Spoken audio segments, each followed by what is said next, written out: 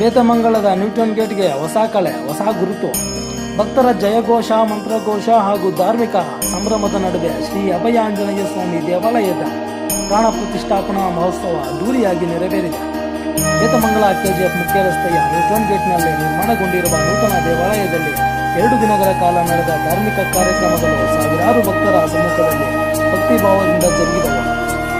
ಮಂಗಳವಾರ ಗಣಪತಿ ಪೂಜೆಯೊಂದಿಗೆ ಆರಂಭವಾದ ಕಾರ್ಯಕ್ರಮಗಳು ಬುಧವಾರ ಹೋಮ ಹವನ, ವಿಶೇಷ ಪೂಜೆ ಹಾಗೂ ಮಹಾಮಂಗಳಾರತಿಯೊಂದಿಗೆ ಪರ್ಯಾವಸನಗೊಂಡವು. ಬೆಳಿಗ್ಗೆ ಸುಮಾರು 11 ಗಂಟೆಗೆ ಶ್ರೀ ಅಭಯ ಆಂಜನೇಯ ಸ್ವಾಮಿಯ ಪ್ರಾಣ ಪ್ರತಿಷ್ಠಾಪನೆ ನೆರವೇರಿದ ಕ್ಷಣ ಭಕ್ತರಲ್ಲಿ ಸಂಭ್ರಮದ ವಾತಾವರಣವನ್ನು ಸೃಷ್ಟಿಸಿತು.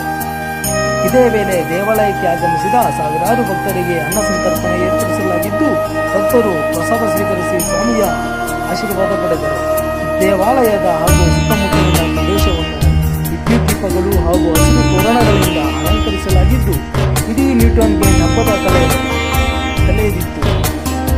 ಒಂದು ಕಾಲದಲ್ಲಿ ನಿರ್ಲಕ್ಷ್ಯಕ್ಕೆ ಒಳಗಾಗಿದ್ದ ಈ ಪ್ರದೇಶ ಇಂದು ಅಭಿವೃದ್ಧಿಯ ಹೊಸ ಮುಖವನ್ನು ಕಂಡಿದೆ. ಅಗಲವಾದ ರಸ್ತೆ, ಹೈಮಾಸ್ ದೀಪಗಳು ಹಾಗೂ ಮೂಲ ಸೌಕರ್ಯಗಳ ಅಭಿವೃದ್ಧಿಯ ನಡುವೆ ಇದೀಗ ಭವ್ಯ ಆಂಜನೇಯ ಸ್ವಾಮಿ ದೇವಾಲಯ ನಿರ್ಮಾಣವಾಗಿರುವುದು ಸಾರ್ವಜನಿಕರ ಮೆಚ್ಚುಗೆಗೆ ಪಾತ್ರವಾಗಿದೆ. ಕಾರ್ಯಕ್ರಮದಲ್ಲಿ ಒಂದು ಕಾಲದಲ್ಲಿ ನಿರ್ಲಕ್ಷ್ಯಕ್ಕೆ ಒಳಗಾಗಿದ್ದ ಈ ಪ್ರದೇಶ ಇಂದು ಅಭಿವೃದ್ಧಿಯ ಹೊಸ ಮುಖ ಕಂಡಿದೆ. ಸ್ಥಳೀಯ ಗ್ರಾಮ ಪಂಚಾಯಿತಿ ಸದಸ್ಯರಾದ ಡೈರು ಮಂಜುನಾಥ್ ಅವರ ವಿಶೇಷ ಇಚ್ಛಾಶಕ್ತಿಯಿಂದಾಗಿ ಈ ಭಾಗ ಸಾಕಷ್ಟು ಬದಲಾವಣೆ ಕಂಡಿದೆ. ಅಗಲವಾದ ರಸ್ತೆ, ಹೈಮಾಸ್ ದೀಪಗಳು ಹಾಗೂ ಮೂಲ ಸೌಕರ್ಯಗಳ ಅಭಿವೃದ್ಧಿಯ ನಡುವೆ ಇದೀಗ ಭವ್ಯ ಆಂಜನೇಯ ಸ್ವಾಮಿ ದೇವಾಲಯ ನಿರ್ಮಾಣವಾಗಿರುವುದು ಸಾರ್ವಜನಿಕರ ಮೆಚ್ಚುಗೆಗೆ ಪಾತ್ರವಾಗಿದೆ. ಇನ್ನು ದೇವರ ದರ್ಶನಕ್ಕೆ ಕೆಜಿಎಫ್ ಶಾಸಕಿ ರೂಪಕಲಾ ಶಶಿಧರ್, ಮಾಜಿ ಶಾಸಕ ವೈಸಂತಂಗಿ, ಸಮಾಜ ಸೇವಕ ವಿ ಮೋಹನ್ ಕೃಷ್ಣ, ಆಮು ಲಕ್ಷ್ಮೀನಾರಾಯಣ್, ಇನಾಯತುಲ್ಲಾ ಶರೀಫ್ ಸೇರಿದಂತೆ ಹಲವು ಗಣ್ಯರು ಹಾಗೂ ಸಾವಿರಾರು ಭಕ್ತರು ಭಾಗವಹಿಸಿ ಸ್ವಾಮಿಯ ದರ್ಶನ ಪಡೆದರು. ಭಕ್ತಿ, ಸಂಭ್ರಮ ಹಾಗೂ ಅಭಿವೃದ್ಧಿಯ ಸಂಕೇತವಾಗಿ ಮೂಡಿಬಂದಿರುವ ಈ ದೇವಾಲಯ ಇದೀಗ ಬೇತಮಂಗಲ ನ್ಯೂಟನ್ ಗೇಟ್ನ ಹೊಸ ಗುರುತಾಗಿದೆ. ಧನ್ಯವಾದಗಳು.